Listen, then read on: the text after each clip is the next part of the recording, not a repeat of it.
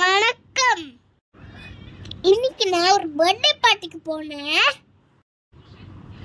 எங்க தெரியுமா, Anna Nagar cup chicken. நாங்க கொஞ்சம் லேட்டா போயிட்டோம்.